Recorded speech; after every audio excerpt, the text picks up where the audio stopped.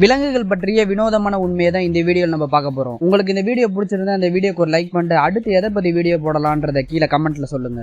உலகத்தில் இருக்கக்கூடிய புத்திசாலியான விலங்குகளில் கரடியும் ஒன்று. கரடிகள் அதோட உணவு பெறுறதுக்கு அதோட நினைவாற்றலையும் அதோட அனுபவத்தையும் பயன்படுத்துது. ஒரு சில கரடிகள்னால அது பல ஆண்டுகளுக்கு முன்னாடி பார்த்த இடத்த கூட திருப்பியும் ஞாபகம் வச்சுக்கிட்டு வந்து பார்க்க முடியும். கரடிகளுக்கு தேன்ன்றது ரொம்பவே பிடிக்கும். அதனாலே தேன் கூட்ட பார்த்தாலே கரடிகள் அதை விட்டு வைக்காது, அதை உடச்சி அதை தேன் எடுத்து சாப்பிடும். அதனாலே கரடிகளுக்கு வந்து ஹனிபியர்ன்ற ஒரு பேரும் இருக்கு. குளிர்காலங்கள் வரும்போது கரடிகள் வந்து உணவு சாப்பிடாம தண்ணி குடிக்காம 5 மாசங்கள்ல இருந்து 7 மாசங்கள் வரைக்குமே தூங்க செய்யும். இந்த நீண்ட தூக்கத்தை மேற்கொள்றதுக்காகவே கரடிகளோட உடல் வந்து ரொம்பவே மெதுவா தான் இயங்கவே செய்யும். அப்படி மெதுவா இயங்குறதுனால கரடிகளோட சக்திகள் வந்து சேமிக்கப்படும். ஒரு சில போலார் பியர்னால அதிகபட்சம் 100 கிலோமீட்டர் தூரம் வரைக்குமே நீந்த முடியும். இந்த மாதிரி இத்தனை கிலோமீட்டர் நீந்துறதுன்றது வனவிலங்குகள்ல ரொம்பவே அபூர்வமான ஒண்ணு. எல்லா கரடிகளுமே மாமிசம் மட்டும் சாப்பிடாது, அது பழம் புல்லு இதை கூட சாப்பிடும். புலி பசிச்சாதான் புல்ல சாப்பிடாது, கரடிக்கு பசிச்சுன்னா புல்லையும் சாப்பிடும். இது காரணமே கரடிகள் வந்து சைவ உணவா இருந்தாலும் சாப்பிடும், அசைவ உணவா இருந்தாலும் சாப்பிடும். கிட்டத்தட்ட கரடிகளும் பெரும்பாலான மனுஷங்க சாப்பிட்ற மாதிரி தான் சாப்பிடவே செய்யும். இந்த குளிர்கால தூக்கத்துக்கு முன்னாடி கரடிகள் நல்லா சாப்பிட்டுட்டு இருக்கும்போது ஒரு கரடியோட எடை வந்து 600 கிலோ வரைக்கும் இருக்கும். ஆனா பாண்டா கரடிக்கு மட்டும் இது பொருந்தாது, அது கொஞ்சம் சின்னதா தான் இருக்கும். கரடிகள் காட்டிலையும் பனிப்பகுதியிலையும் அதோட உணவை தேடுறதுக்காகவே அதோட மோப்பத்திறன் நாய்களை விட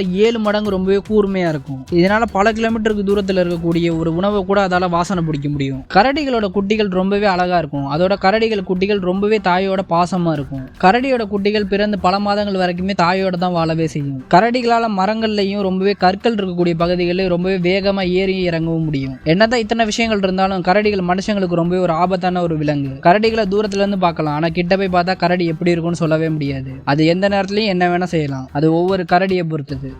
பிளாக் பேந்தர்ன்றது ஒரு தனியான ஒரு விலங்கினம் கிடையாது. இந்த பிளாக் பேந்தரோட உடல்ல வந்து மெலனின் அதிகமாக உருவானதுனால தான் இது இந்த மாதிரி கருப்பு நிறத்துக்கே மாறவே செஞ்சிருக்கு. இந்த குறைபாடுனால அந்த விலங்கோட தொலை முழுசாவே கருப்பா தான் இருக்கும். இந்த பிளாக் பேந்தர் பெரும்பாலும் நம்ம டிஸ்கவரி அதெல்லாம் பார்க்கும்போது இது ஏதோ வெளிநாட்டில் தான் இருக்குன்னு நினைப்போம். ஆனா உண்மை என்னன்னா இந்த பிளாக் பேந்தர் வந்து இந்தியாவிலும் இருக்கு. குறிப்பா இந்தியாவில் கர்நாடக மாநிலத்தில் இருக்கக்கூடிய காபினி காடுகள்ல இது காணப்படுது. ஆனா அங்க காணப்படக்கூடிய பிளாக் பேந்தர் வந்து ரொம்பவே அரிதா கொஞ்சமா தான் இருக்கவே செய்யுது. பிளாக் பேந்தர் என்னதான் முழுசா கருப்பா இருந்தாலும் சூரிய ஒளியில பார்க்கும்போது பிளாக் பேந்தரோட உடல் சின்ன சின்ன புள்ளிகள் தெரியும். இது காரணமே அது ஜாகுவார் இனத்தை சேர்ந்ததுன்றனாலதான். பிளாக் பேந்தர் வந்து பெரும்பாலும் இரவு நேரத்துல தான் வேட்டையாடவே செய்யும். அதுக்கு என்ன காரணம்னு நான் சொல்ல வேண்டிய அவசியம் இல்லை. பிளாக் பேந்தர் கருப்பா இருக்கிறதுனால அந்த இருட்டு வந்து அதுக்கு ரொம்பவே சாதகமா இருக்கு. இருட்டு நேரத்துல அமைதியா வந்து பிளாக் பேந்தர் அதோட இரையை தூக்குறதுல ரொம்பவே கில்லாடி. பிளாக் பேந்தர் இயற்கையில ரொம்பவே ஒரு அரிதான ஒரு உயிரினமா இருக்கு. பிளாக் பேந்தரால ஒரு தாவலம் மட்டுமே 6 மீட்டர் வரைக்கும் உயரமா தாண்ட முடியும். இதனாலேயே மரங்கள்ல ஏறுறது பிளாக் பேந்தருக்கு ரொம்பவே பிடிக்கும். அதோட பிளாக் பேந்தர் மரங்கள்ல இருந்து அதோட இரையை திடீர்னு தாக்கி தான் தூக்கவே செய்யும். பிளாக் பேந்தர் ரொம்பவே ஒரு அறிவாளியான ஒரு உயிரினம். பிளாக் பேந்தர் பெரும்பாலும் மனுஷங்க கிட்ட வச்சுக்காது, அது மனுஷங்களை பார்த்தாலே விலகி போறதுக்கு தான் விரும்பவே செய்யும். பிளாக் பேந்தர் பல கலாச்சாரங்கள்ல வீரம் சக்திக்கான ஒரு அடையாளமா இருக்கு. மார்வெல்ல கூட பிளாக் பேந்தர்னு ஒரு கேரக்டரே இருக்கு. பிளாக் பேந்தர் இயற்கையா காட்டுல வாழும் போது 12 இருந்து 15 ஆண்டுகள் வரைக்கும் உயிர் வாழும். அதுவே மனுஷங்களோட பராமரிப்புல வாழ்ந்துச்சுன்னா பிளாக் பேந்தர் 20 ஆண்டுகள் வரைக்கும் உயிரோட வாழும்.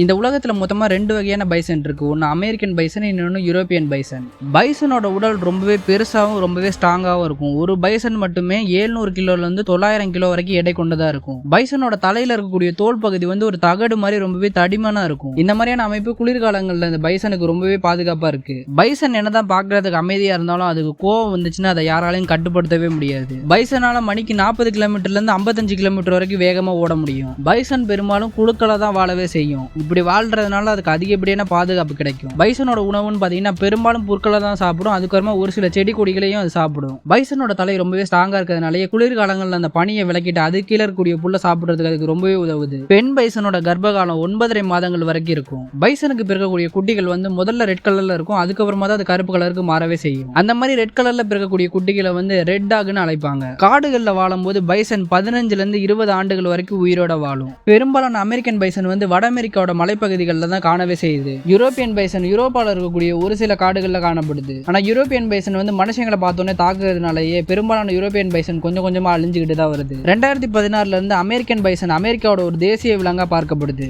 அமெரிக்காவை சேர்ந்தவங்க அமெரிக்கன் பைசன் ஒரு சுதந்திரம் வலிமைக்கான ஒரு விலங்கா பார்க்கிறாங்க.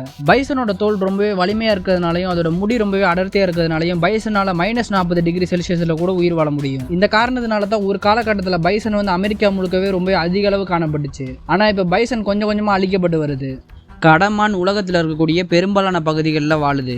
குறிப்பாக சொல்லணும்னா ஐரோப்பா, ஆசியா, ஆப்பிரிக்கா, அப்புறம் அமெரிக்கா இந்த கண்டங்கள் எல்லாத்துலேயுமே கடமான் வாழுது. குறிப்பாக சொல்லணும்னா இந்த கண்டங்களில் இருக்கக்கூடிய மலைப்பகுதி, புல்வெளி, காடுகள், பனிக்காடுகள் இந்த மாதிரி எல்லா சூழல்லையுமே இந்த கடமான்கள் வாழுது. பொதுவாக ஆண் கடமான்களுக்கு மட்டும்தான் பெரிய வளைந்த கொம்புகள் இருக்கும். இந்த கொம்புகள் ஒவ்வொரு ஆண்டுமே இந்த கடமானுக்கு விழுந்து மறுபடியும் வளரும். இந்த மாதிரி கொம்புகள் இந்த கடமான்களுக்கு விழுந்து வளர்றது இயற்கையோட ஒரு அற்புதமாக பார்க்கப்படுது. இந்த கொம்புகள் அந்த கடமான்களுக்கு மிகப்பெரிய சக்தியை கொடுக்குது. இதனால எந்த ஒரு சண்டை வந்தாலும் இந்த கடமான்களுக்கு ஒரு பாதுகாப்பா இருக்கு. அதோட காட்டுல இந்த கடமானோட ஆதிக்கத்தை செலுத்துறதுக்கும் இந்த கொம்புகள் பயன்படுது.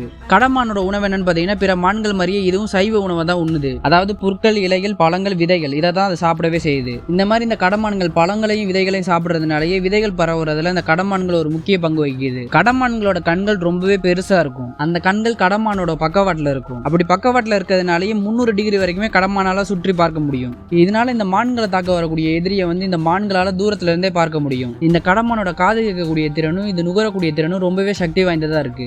எந்த திசையில இருந்து எந்த ஒரு சத்தம் வந்தாலுமே இந்த மான்களால தெரிஞ்சுக்க முடியும். அதே மாதிரியே பல கிலோமீட்டர் தள்ளி இருக்கக்கூடிய ஒரு மனுஷனோட ஸ்மெல்ல கூட இதால உணர முடியும். கடமான்கள் மணிக்கு சுமாரா 80 கிலோமீட்டர் வேகத்துல ஓடும். இந்த அளவுக்கு வேகமா ஓடுறதுனாலதான் புலிகள், சிங்கத்துக்கிட்ட இந்த கடமான்களை அவ்வளவு சீக்கிரம் மாட்டாது. இந்த இனத்துல பெண் மான்கள் அதோட குட்டிகளை புற்களுக்கு நடுவுல மறைச்சு வச்சுட்டு தான் உணவு தேடவே போகும். அப்படி உணவு தேடி போற நேரத்துல இந்த குட்டிகள்லாம் ரொம்பவே அமைதியா இருக்கும். அதோட இந்த மான்களோட குட்டிகள் பிற விலங்கு கிட்ட இருந்து எப்படி மறைஞ்சிருக்குதுன்றதையும் கத்துக்கிட்டு இருக்கு. கடமான்கள் பொதுவாகவே சிறிய கூட்டங்களா தான் வாழவே செய்யும். அந்த கூட்டத்துக்கு ஒரு ஆண் கடமான் தலைமை இருக்கும். அப்படி ஆண் தலைமை இருக்கக்கூடிய கடமான் கூட்டத்துல நிறைய பெண் இருக்கும். சில நேரங்கள்ல மட்டும் நிறைய ஆண் கடமான்கள் சேர்ந்த கூட்டமும் இருக்கு. கடமான்கள் அதோட குரல், உடல் சைகை, வாசனை மூலமா பிற கடமான்களோட தொடர்பு கொள்ளும். பெரும்பாலான ஆண்கள் கொம்பு மூலமா சண்டை போட்டுதான் அதோட ஆதிக்கத்தை நிரூபிக்கவே செய்யும். காட்டுக்குள்ள கடமான்கள் காட்டுல இருக்கக்கூடிய ஒரு முக்கிய ஒரு உயிரினமா இருக்கு. இந்த கடமான்கள் தான் காட்டுல இருக்கக்கூடிய புல், மரத்தோட வளர்ச்சியெல்லாம் கட்டுப்படுத்துது. அதோட இந்த கடமான்கள் தான் சிங்கம், புலி, சிறுத்தைக்கெல்லாம் உணவாகவும் இருக்கு. இதனாலேயே இந்த கடமான்கள் இயற்கையை சமநிலையில வச்சுக்கிட்டு இருக்கு. மனிதர்கள் வேட்டையாடுறதுனாலேயே இந்த கடமான்கள் கொஞ்சம் கொஞ்சமா அழிஞ்சுக்கிட்டு வருது. சில நாடுகள்ல கடமான்களோட மாமிசத்தை சாப்பிடுறதுக்கும் அதோட கொம்புக்காக வேட்டையாடுறதுக்கும் தடைகள் இருக்கு. பல கடமான் இனம் அதோட கொம்புக்காகவே அழிக்கப்பட்டிருக்கு. இதனாலேயே இந்த கடமான்களை பாதுகாக்கிறதுக்காக பல நாடுகள் பல சட்டங்களை விதிச்சிருக்காங்க. பிற விலங்குகள் மாதிரியே கடமான்களும் மனித கலாச்சாரத்துல ஒரு முக்கிய பங்கு வகிக்குது. இந்திய புராணங்கள்ல கடமானம் அமைதி, பாசம், அழகுக்கான ஒரு விலங்கா தான் பார்க்கவே செய்றாங்க. நரிகள் எப்பயுமே தனியாக வாழவே செய்யாது. நரிகள் எப்பயுமே கூட்டமாக தான் வாழவே விரும்பும். ஒரு நரியோட கூட்டத்தில் 6லேருந்து 15 நரிகள் சேர்ந்து ஒரு குடும்பமாக தான் வாழவே செய்யும். இந்த மாதிரி குடும்பமாக வாழக்கூடிய நரிகளை பேக்குன்னு சொல்லுவாங்க. அப்படி இந்த மாதிரி குழுவை வாழக்கூடிய அந்த நரி இனத்தில் ஒரு ஆண் நரியும் ஒரு பெண் நரியும் அந்த குழுவோட தலைவராக இருப்பாங்க. அந்த நரிகளை ஆல்ஃபா நரின்னு சொல்லுவாங்க. இந்த ஆல்ஃபா நரிகளோட வேலையை அந்த குழுவை ஒழுங்காக வச்சுக்கிறதுக்கும் பாதுகாப்பாக கவனிச்சுக்கிறது தான் அதோட வேலையே. நரிகள் வேட்டையாடுறதுல ரொம்பவே புத்திசாலித்தனமான ஒரு உயிரினங்களா இருக்கு. நரிகள் ஒவ்வொரு வேட்டையுமே திட்டமிட்டு தான் நடத்தவே செய்யும். அந்த வேட்டையில ஒவ்வொரு நரிக்குமே ஒவ்வொரு பங்கு இருக்கு. ஒரு பகுதியில இருந்து இன்னொரு பகுதிக்கு அதோட இரையை சத்தமிட்டு அதை துரத்தி அதுக்கப்புறமா மடக்கி அதை வேட்டையாடும். நரிகள் பெரும்பாலும் மான், பன்றி, எருமை இந்த மாதிரியான விலங்குகளை தான் வேட்டையாடவே செய்யும். அப்படி வேட்டையாக தாக்கும் போது ஒரு நரி மட்டும் தனியா தாக்காது, எல்லா நரிகளுமே சேர்ந்து ஒரே நேரத்தில் தான் தாக்கவே செய்யும். அதுதான் நரிகளோட வெற்றியோட ரகசியமே. நரிகளோட வாசனை பிடிக்கக்கூடிய திறனும் அதோட கேட்கக்கூடிய திறனும் ரொம்பவே அதிகமா இருக்கு. ஒரு நரி இருக்கக்கூடிய இடத்துல இருந்து 10 கிலோமீட்டர் தூரத்தில் இருக்கக்கூடிய ஒரு சத்தத்தை கூட ஒரு நரியால தெளிவா கேட்க முடியும். அதோட நரிகளோட வாசனை பிடிக்கக்கூடிய திறன் நாய்களை விட ரொம்பவே சக்தியா இருக்கும். பல கிலோமீட்டர் தூரத்துல இருக்கக்கூடிய இரையை கூட நரியால வாசனை பிடிக்க முடியும். நிறைய பேர் என்ன நினைக்கிறாங்கன்னா நரி நிலவை பார்த்தோன்னே ஊளையிடுதுன்னு. ஆனா உண்மையிலே நரிகள் எதுக்காக ஊளையிடுதுன்னு பாத்தீங்கன்னா பிற நரிகளோட பேசுறதுக்கு தான். அந்த நரிகள் இருக்கக்கூடிய இடத்துல ஏதாவது ஒரு பிரச்சனை வந்துச்சுன்னா ஒரு நரி ஊளையிட்டு தான் மற்ற நரிகளுக்கு சொல்லவே செய்யும். அப்படி ஒரு நரி ஊளையிடும் போது அது பல கிலோமீட்டர் தூரத்துல இருக்கக்கூடிய இன்னொரு நரியால கூட அதை தெளிவா கேட்க முடியும். நரிகளோட முடி